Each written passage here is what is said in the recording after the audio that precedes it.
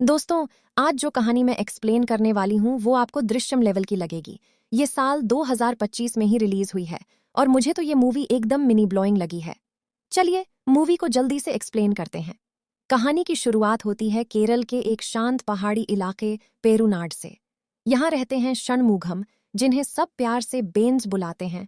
Benz साहब पेशे से एक साधारण टैक्सी ड्राइवर हैं जो अपनी पत्नी ललिता और 2 बच्चों के साथ एक बेहद खुशहाल जिंदगी जी रहे हैं। लेकिन बेंज का एक पास्ट भी है। वो पुराने जमाने में चेन्नई की फिल्मों में एक फेमस स्टंटमैन हुआ करते थे। उनके गुरु ने उन्हें एक vintage black ambassador car gift की थी, जिसे बेंज अपनी जान से भी ज्यादा प्यार करते हैं। वो इस कार को किसी को छूने तक नहीं देते, लेकिन कहते हैं ना, खुशियों को नजर लगते देर नहीं लगती। एक दिन बेंज का बेटा पावी अपने दोस्तों के साथ चुपके से उस एम्बेसडर कार को घुमाने ले जाता है और उसका एक्सीडेंट कर देता है। बेंज गुस्से में पावी को डांटते हैं और कार को ठीक कराने के लिए एक मैकेनिक के पास छोड़ देते हैं।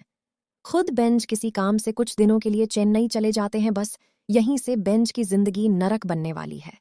बेंज की गैर मौजूदगी में मैकेनिक का असिस्टेंट उस कार का इस्तेमाल ड्रग स्मगलिंग के लिए करता है। पुलिस रेड मारती है, कार से गांजा बरामद होता है और पुलिस बेंज की सबसे प्यारी कार को सीज करके थाने ले आती है। जब बेंज चेन्नई से वापस आते हैं और उन्हें पता चलता है कि उनकी कार पुलिस स्टेशन में है, तो वो भागे भागे थाने जाते हैं। वो पुलिस के सामने गिड़गिड़ाते हैं, हाथ जोड़ते हैं कि वो बेकसूर हैं। लेकिन वहां का सर्कल इंस्पेक्टर जॉर्ज माथन और सब इंस्पेक्टर बेनी कुरियन बेहद करप्ट हैं। वो बेंज की एक नहीं सुनते और उन्हें मेंटली टॉर्चर करते हैं। उसी रात ये दोनों पुलिस वाले बेंज को मजबूर करते हैं कि वो अपनी ही सीज की हुई एम्बेसडर कार से उन्हें एक शादी में ले जाए। बेंज मजबूरी में हाँ कर देते हैं, लेकिन शादी से लौटते वक्त रात के घने अंधेरे में पुलिस वाले बेंज के होश उड़ा देते हैं। वो कार की डिक्की से एक बोरी निकालते हैं जिसमें एक लाश होती है। इंस्पेक्टर जॉर्ज बेंज को धमकी देता है और कहता है कि यह उनके ही एक साथी के परिवार से जुड़ा एक एक्सीडेंटल केस है, और अगर बेंज ने इस लाश को ठिकाने लगाने में उनकी मदद नहीं की तो वो बेंज को ड्रग स्मगलिंग के केस में जिंदगी भर के लिए जेल में सड़ने के लिए डाल देंगे। डर के मारे बेंज भारी मन से उस लाश को घने जंगल की खाई में फेंकने में पुलिस की मदद करते हैं। इस खौफनाक कांड के बाद बेंज किसी तरह रात में अपने घर लौटते हैं तो उनकी पत्नी ललिता रोते हुए बताती है कि उनका बेटा पावी शाम से लापता है। बेंज घबरा जाते हैं और अपने बेटे को ढूंढने निकलते हैं। अचानक उनकी नज़र अपनी कार की सीट के पास गिरते हुए एक वॉलेट पर पड़ती है। जब बेंज उस वॉलेट को खोलते हैं तो उनके पैरों तले से जमीन खिसक जाती है। वो वॉलेट किसी और का नहीं, बल्कि उनके बेटे पावी का था। बेंज को समझ आता है कि जिस लाश को उन्होंने कुछ घंटे पहले अपने हाथों से खाई में फेंका था, वो कोई अनजान लड़का नहीं, बल्कि उनका अपना ही बेटा पावी था। दोस्तों, कहानी में ट्विस्ट अभी बाकी है।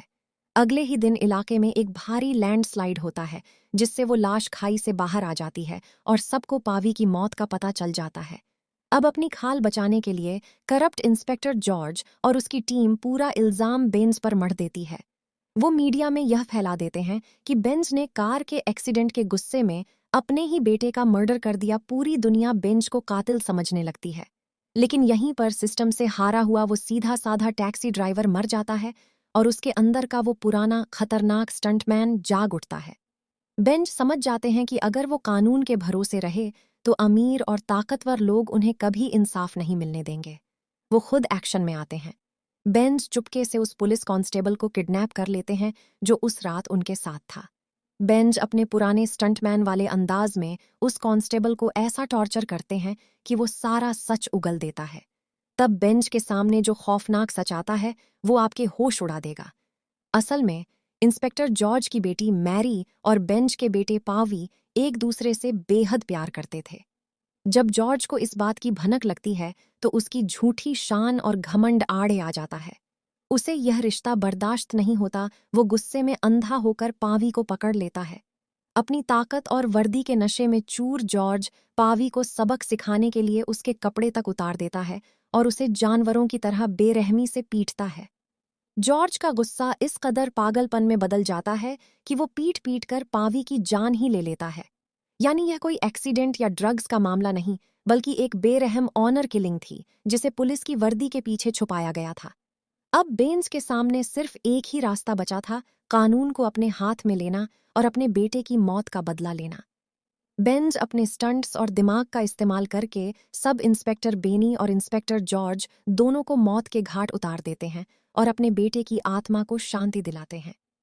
फिल्म के अंत में भले ही बेंज ने अपने बेटे का बदला ले लिया हो, लेकिन उन्होंने कानून तोड़ा था। पुलिस उन्हें अरेस्ट कर लेती है। तो दोस्तों, ये थी थुदरम की रोंगटे खड़े कर देने वाली कहानी। आपको यह कहानी कैसी लगी? क्या बेंज ने पुलिस वालों को मारकर सही किया या उन्हें कानून का इंतजार करना चाहिए था? मुझे नीचे कमेंट बॉक्स में जरूर बताएं। वीडियो पसंद आया हो तो लाइक करें, अपने दोस्तों के साथ शेयर करें और चैनल को सब्सक्राइब करना बिल्कुल ना भूलें। मिलते हैं अगले वीडियो में एक और धमाकेदार मूवी एक्सप्लेनेशन के साथ। तब तक के लिए bye bye and take care.